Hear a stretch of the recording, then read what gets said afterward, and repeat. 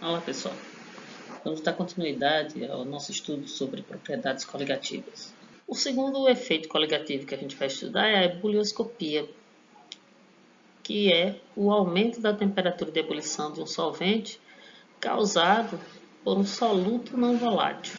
O gráfico do solvente puro e o gráfico da solução ao ser adicionado o solvente.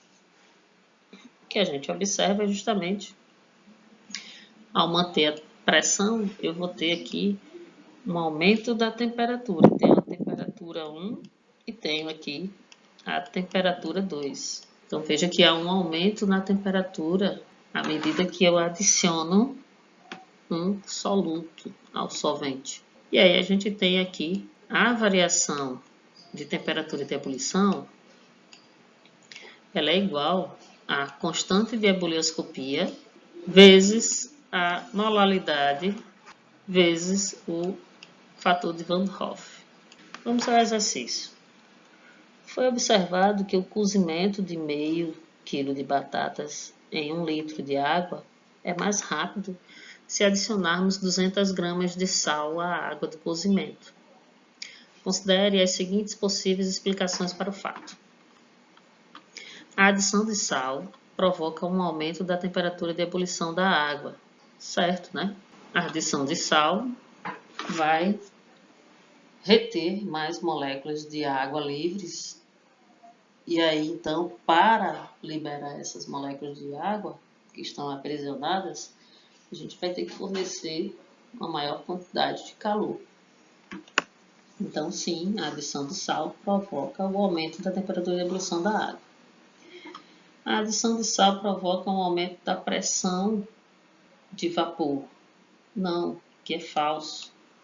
É justamente a diminuição da pressão do vapor que aí faz com que o sistema necessite de maior calor para passar, então, as moléculas do estado líquido para o estado de vapor. O sal adicionado não altera a temperatura de ebulição da água, mas reage com o amido das batatas. Nada a ver que a gente está estudando justamente a alteração das propriedades coligativas da água. Então, isso aqui é falso. Então, está corretas as explicações, apenas a 1, né? É a que está correta, as demais são falsas. Continuando os efeitos coligativos, a gente tem aqui a crioscopia. A crioscopia é a diminuição da temperatura de congelamento de um solvente por adição de um soluto não volátil. Então, veja, eu vou estar diminuindo a temperatura de fusão.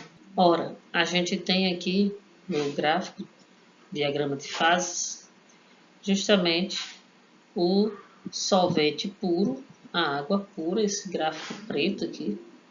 Se eu pegar uma pressão fixa aqui, a gente vai ver que, ó, em relação ao solvente puro, eu vou ter uma diminuição da temperatura de fusão.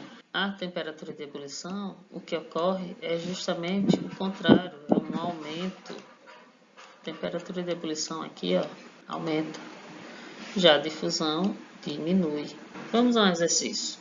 Usando a água como solvente e preparando uma solução com soluto não volátil, as temperaturas de ebulição e fusão da solução estarão sob a pressão de 1 atm, qualitativamente assinaladas no termômetro da figura. Então, veja, eu tenho aqui temperatura de ebulição e a temperatura de fusão.